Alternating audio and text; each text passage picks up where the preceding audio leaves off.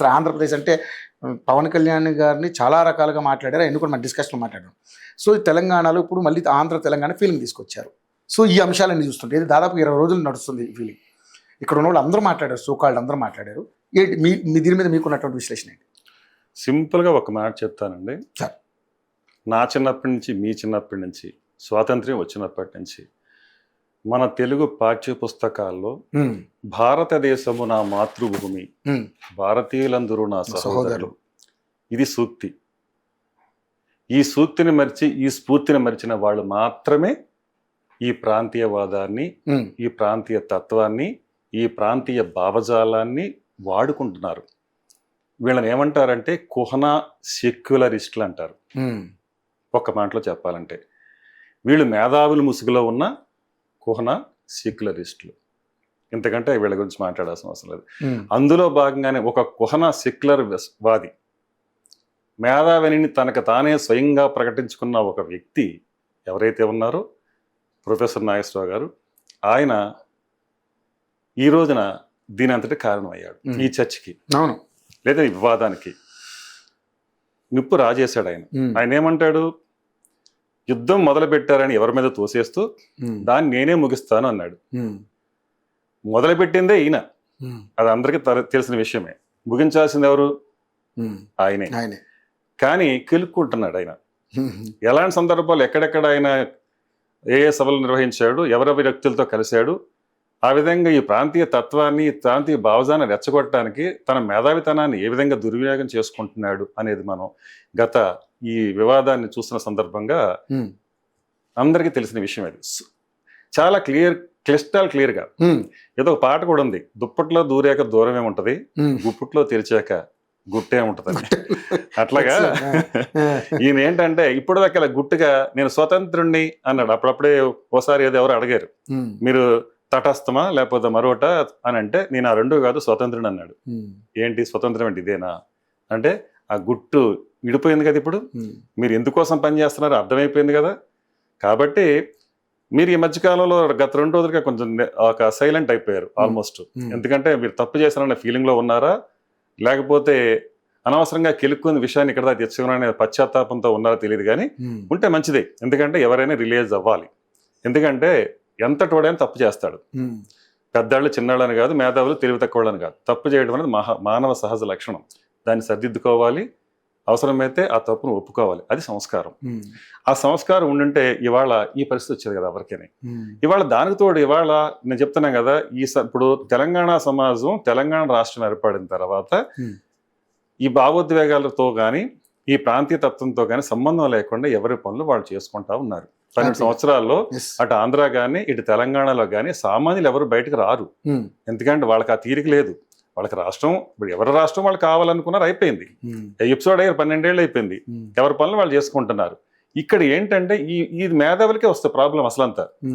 వీళ్ళకి ఒక అస్తిత్వం కోసం చూస్తారు, వీళ్ళకి ఒక ఇన్సెక్యూరిటీ.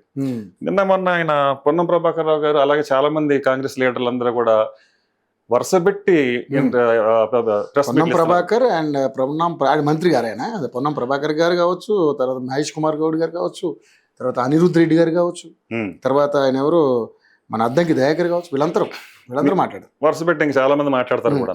నేను కాంగ్రెస్ పార్టీకి సంబంధించి వీళ్ళందరికీ ఒకటే సూటికి ఒక ప్రశ్న. బంగ్లాదేశ్ నుండి పశ్చిమ బెంగాల్కి చొరబాటుదారులు అక్రమంగా ఒక దేశం నుంచి మరో దేశానికి ఇక్కడికి వస్తా ఉంటే, ఇది మీ అబ్బ జాగీరా అని జాతీయ స్థాయిలో కానీ ఇక్కడ లోకల్ ఎవరైతే ఉన్నారు ఈ పొలిటీషియన్స్, పొన్నం ప్రభాకర్ లాంటి వాళ్ళు కానీ, వీళ్ళు ఎవరైనా ఒక్కసారి నోరు విప్పారా? అక్కడ లేవని నోరు ఇక్కడ ఎందుకు లేస్తాంది? భయమా, అభద్రతా భావమా మీకు?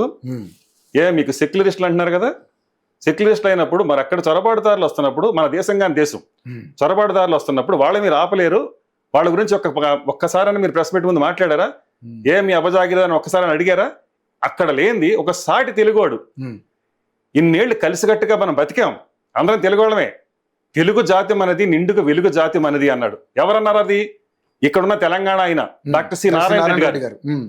ఆయన మాట కూడా మర్చారా? ఆయన స్ఫూర్తి కూడా మర్చారా? ఆయనకి ఎంత గౌరవం ఇచ్చాడు ఆయన ఎన్టీఆర్ గారు? తెలంగాణ ఆంధ్రాని ఏమైనా ఉన్నాయా? అప్పుడు ఎప్పుడైనా ఉన్నాయా? అసలు అదే ఎన్టీఆర్ ఆ రోజున మన తెలుగు బిడ్డ ఈ దేశానికి ప్రధానమంత్రి అయ్యే అవకాశం వచ్చింది, పార్టీలకు అతీతంగా తెలుగు బిడ్డను గెలిపించుకుందాం అని నంద్యాలలో పోటీ చేపిస్తే పోటీకి పెట్టలేదు ఆయన. కాంగ్రెస్ కి వ్యతిరేకంగా పుట్టిన పార్టీ తెలుగుదేశం పార్టీ.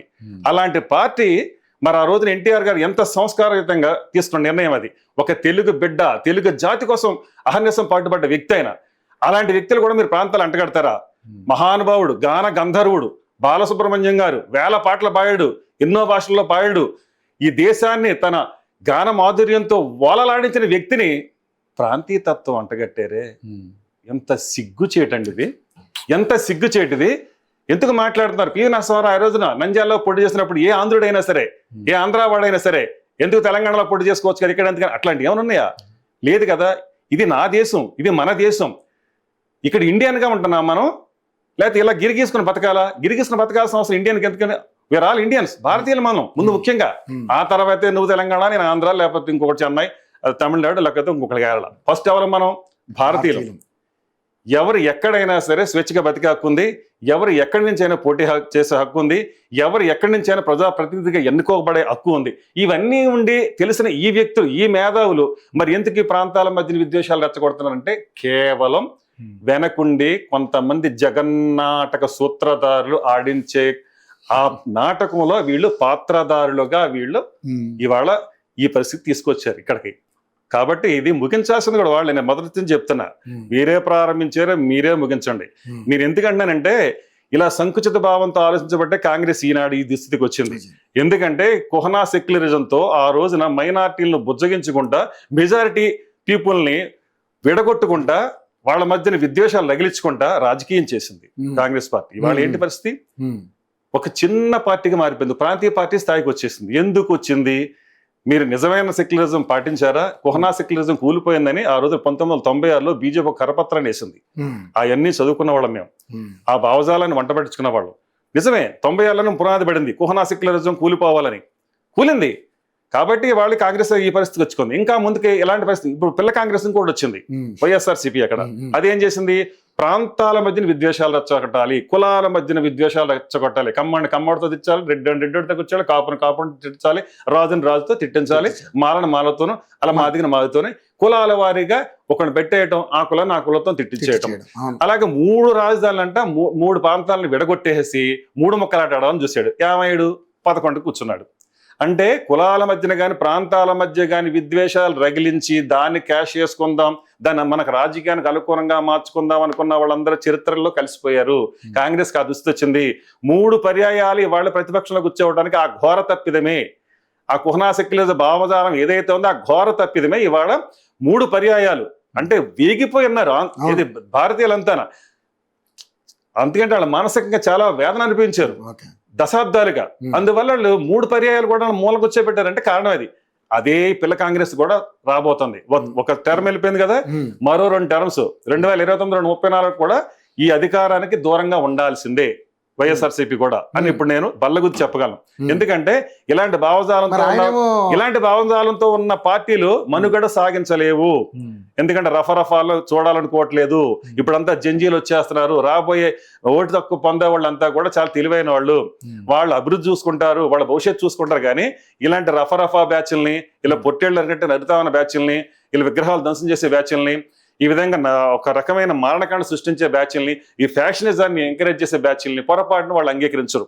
తెలివైన యువత వస్తుంది. ఆ తెలివైన యువత ముందు మరింతగా అలాంటి యువత చేతుల్లోకి రేపొద్దున ఓటు హక్కు రాబోతుంది. కాబట్టి ఈ 11 కూడా రేపు వస్తాయి కదా అనేది అటు పక్కన వైసీపీ కూడా. జగన్మోహన్ రెడ్డి గారు ఒకటి మాట అంటున్నారు, ఒక 3 సంవత్సరాలు కళ్ళు మూసుకుంటే మనమే అధికారంలోకి వస్తాం. 3 కాదు 30 ఏళ్ళు కళ్ళు మూసుకుని రాడండి ఆయనకి అదంతా గత చరిత్ర అయిపోతుంది అయింది. సో అందుకని అది క్లియర్ గా చెప్పేయచ్చు. ఇక రెండోది, ఇప్పుడు మనం సబ్జెక్ట్ లోకి వస్తే, ఇప్పుడు మనం అనుకున్నట్టు ఇక్కడ ప్రాంతీయ భేదాలు సృష్టించడం కానీ, విభేదాలు సృష్టించడం కానీ, ఇవన్నీ కూడా చాలా తెలివి మాలిన పనులని ఖచ్చితంగా చెప్పొచ్చు. తెలివి మళ్ళీ పాలంటే మరి కానీ ఇక్కడ మా అస్తిత్వానికి ఇబ్బంది కలిగే విధంగా ఎవరు మాట్లాడినా ఒప్పుకోమని చెప్పేసి మాట్లాడుతున్నారు. ఏమైందండి అస్తిత్వానికి ఎవరికి వచ్చింది ఇబ్బంది? ఎవరికి వచ్చింది ఇబ్బంది? ఇక్కడ ఉన్నటువంటి తెలంగాణ తెలంగాణ సమాజంలో నుంచి ఒక 10 మంది నిన్న ఎవరో వచ్చారు, రోడ్డు మీద గట్టిగా తిప్పిగా కొడితే 10 మంది ఉన్నారు బైకుల మీద వచ్చి, వాళ్ళు పవన్ కళ్యాణ్ బండబూతులు తిట్టకుండా మాట్లాడారు. 10 మందికి మీరు వాళ్ళు స్లోగన్స్ ఇచ్చకుండా మాట్లాడారు, మీరు అవకాశం ఇచ్చారు. మరి అదే పవన్ కళ్యాణ్కి మీరు మీటింగ్ పెట్టుకోవడానికి అవకాశం లేదు. ఇది ఏ విధమైన మెసేజ్ వెళ్తుంది సమాజానికి? ఇది కరెక్ట్ కాదు కదా. రేపొద్దున ఇదే పవన్ కళ్యాణ్ అభిమానులు రోడ్డు మీదకి వచ్చి వాళ్ళ స్వేచ్ఛగా వాళ్ళ ఏమనుకుంటున్నా వాళ్ళ భావజాలాన్ని ప్రకటించుకునే అవకాశం మరి వాళ్ళకి ఇస్తారా? వేచి చూడాలి. ఎందుకంటే వీళ్ళకి ఇచ్చినప్పుడు వాళ్ళకి కూడా ఇవ్వాలి కదా.